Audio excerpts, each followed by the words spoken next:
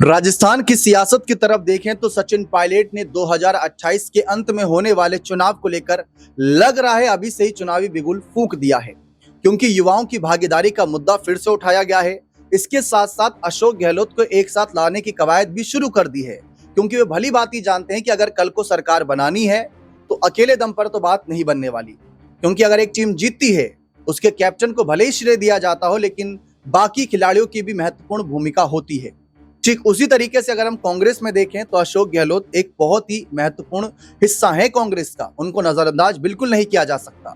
लेकिन अब सब कुछ निर्भर करता है मल्लिकार्जुन खड़गे पर। क्या कांग्रेस पार्टी चुनाव से पहले बड़ा बदलाव करेगी? 2020 के वक्त सचिन पायलट की जो बगावत थी उसके चलते डिप्टी सीएम पद और प्रदेश अध्यक्ष पद से उन्हें हाथ धोना पड़ा था। जब पीछे हटाए गए लेकिन उनकी काबिलियत में बिल्कुल भी शक नहीं किया गया, उसके बावजूद कांग्रेस अलग अलग हिंदी भाषी राज्यों में उनको जिम्मेदारी देती रही। खासकर जब से मल्लिकार्जुन खड़गे कांग्रेस के अध्यक्ष बने हैं तब से हमने जितने भी चुनाव देखे सचिन पायलट को स्टार प्रचारक की सूची में ज्यादातर हम देखते हैं। चाहे हम हिमाचल की बात कर लें, चाहे हम दिल्ली की बात कर लें, चाहे हम महाराष्ट्र की बात करें, अब बिहार में भी आए थे तो वहां पर भी कह गए कि सीएम चेहरा तय नहीं है। तो सचिन पायलट की सक्रियता बढ़ती जा रही है, या यूं कहें कि उनकी सक्रियता बढ़ाई जा रही है। राहुल गांधी भी विश्वास कर रहे हैं और मल्लिकार्जुन खड़गे भी एआईसीसी यानी ऑल इंडिया कांग्रेस कमेटी की बैठक में उनको हिस्सा लेने दे रहे हैं, या उनको शामिल किया गया है। महासचिव पद पर तो है ही। फिलहाल निर्भर ये करता है कि अगर सचिन पायलट जो ये कहते आए हैं, भले ही राजस्थान उनकी जन्मभूमि ना रहा हो या जन्मभूमि के साथ साथ उसको कर्म भूमि के नजरिए से वे देखते हैं, तो वो एक अलग नजरिया वहां पर पेश करना चाहते हैं। क्योंकि अगर आपको एक लंबी लड़ाई लड़नी है तो शुरुआत अभी से करनी होगी, नींव अभी से रखनी होगी और बदलाव अभी से करने होंगे।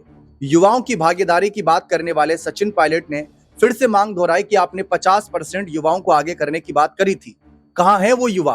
क्योंकि आज अगर हम राजस्थान कांग्रेस की तरफ झांकें, सीपी जोशी, अशोक गहलोत और इसके अतिरिक्त शांति धारीवाल, ऐसे कई बड़े नाम हैं जो हमें देखने को मिलते हैं, जो 74, 75 और कुछ तो 80 साल के भी हो चुके हैं। तो ऐसे में सचिन पायलट अपनी जगह तलाश रहे हैं। क्योंकि देखिए, पायलट भी जानते हैं कि केंद्र में कब सरकार बनेगी, कब वो केंद्र में मंत्री बनेंगे, वो बात की बात है। लेकिन राजस्थान में मजबूत हैं, राजस्थान में सरकार बन सकती है।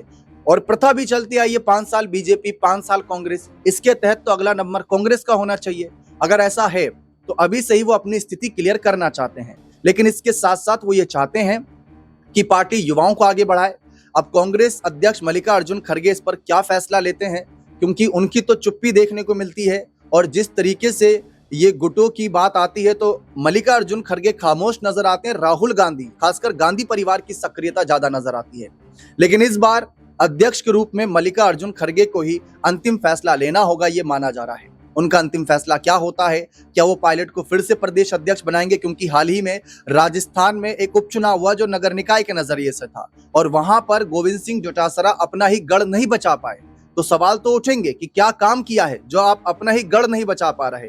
तो बदलाव करने की बात अभी से रखी जा रही है, लेकिन इसको स्वीकार किया जाता है या नहीं, ये देखना दिलचस्प रहेगा। बने रहे चैनल के साथ। बहुत बहुत शुक्रिया।